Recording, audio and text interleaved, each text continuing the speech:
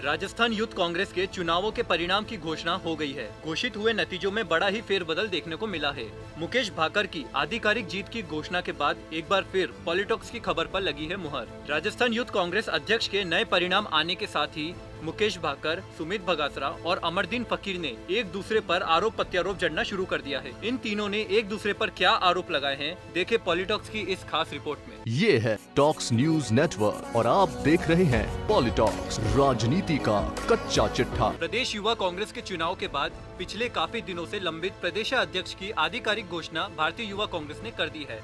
फरवरी में हुए मतदान के दौरान गड़बड़ी की शिकायत के बाद चुनाव के परिणामों को रोका गया था। मंगलवार घोषित हुए नतीजों में बड़ा चौंकाने वाला फेरबदल सामने आया और मुकेश भाकर की आधिकारिक जीत की घोषणा के बाद एक बार फिर से पॉलिटिक्स की खबर पर मुहर लगी। पॉलिटिक्स ने अपनी खबर के माध्यम से मतदान के ठीक बाद यानी 23 फरवरी को ही बता दिया था, बड़े अंतर से मुकेश भाकर की जीत पक्की।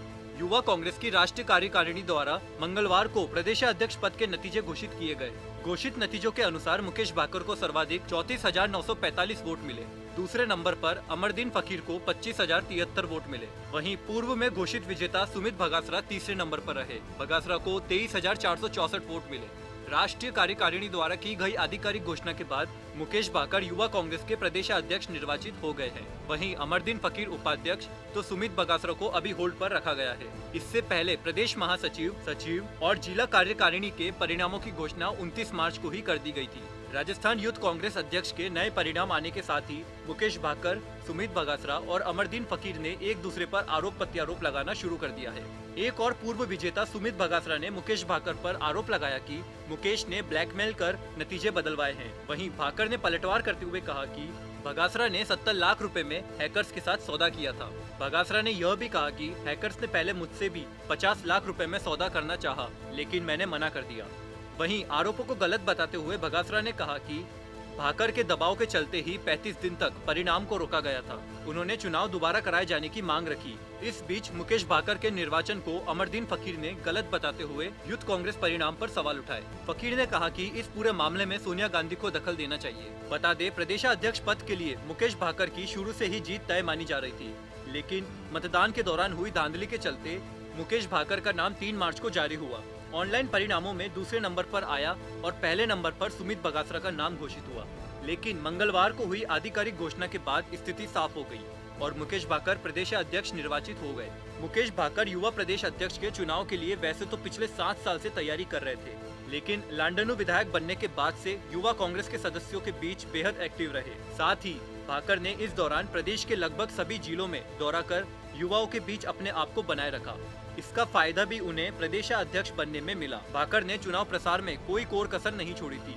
प्रचार के सभी माध्यम, social media, hoarding, calling, wall poster, bulk SMS सभी माध्यमों से भाकर ने पूरी तरह प्रचार प्रसार भी किया, जिसका फायदा भी यहां भाकर को मिला और भाकर प्रदेशाध्यक्ष बने। मुकेश भाकर वर्तमान में नागौर जिले के लांडनू विधानसभा क्षेत्र से विधायक भी है। छात्र राजनीति के समय से युवाओं में पकड़ रखने वाले भाकर 2013 से 2015 तक NSUI के प्रदेश अध्यक्ष भी रह चुके हैं। वहीं 2015 से 2016 तक NSUI में राष्ट्रीय सचिव भी रह चुके हैं। 7 साल पहले हुए प्रदेश अध्यक्ष के चुनाव में भी भाकर बहुत एक्टिव थे और अशोक चांदना के चुनाव में भी अहम भूमिका भाकर ने निभाई थी और इसी अनुभव का फायदा मुकेश भाकर को अपने चुनाव में हुआ। दरअसल राजस्थान में युवा कांग्रेस के फरवरी महीने में चुनाव हुए थे।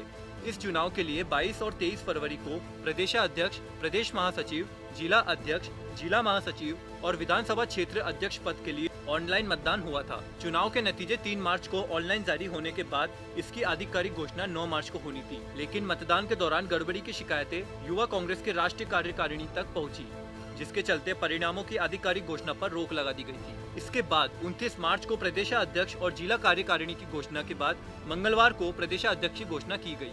याद दिला दे, 3 मार्च को जारी हुए वोटिंग के आंकड़ों के अनुसार सबसे ज्यादा वोट प्रदेशाध्यक्ष पद पर सुमित बगासरा को मिले थे, जिसके बाद उन्हें जीता हुआ प्रत्याशी मान लिया गया था। वोटिंग के आधार पर आंकड़े जारी होने के बाद चुनाव में धांधली का आरोप लगाते हुए प्रदेशाध्यक्ष का चुनाव लड़े विधायक मुकेश भाकर, सत्यवीर आलोरिया, रोमा जैन और राकेश मीणा ने दिल्ली में यूथ कांग्रेस के राष्ट्रीय स्तर चुनाव कार्यालय में शिकायत की और विरोध प्रदर्शन भी किया। इन प्रत्याशियों का आरोप था कि इनके खुद के वोट भी प्रतिद्वंदी उम्मीदवारों के खातों में चले गए और बिना गड़बड़ी किए यह संभव नहीं है, जिसके कारण चुनाव के परिणामों की आधिकारिक घोषणा पर रोक लगा दी गई थी। पॉलिटॉक्स ब्यूरो, जयपुर। ये है टॉक्स न्यूज नेटवर्क और आप देख रहे हैं पॉलिटॉक्स, राजनीति का कच्चा चिट्ठा।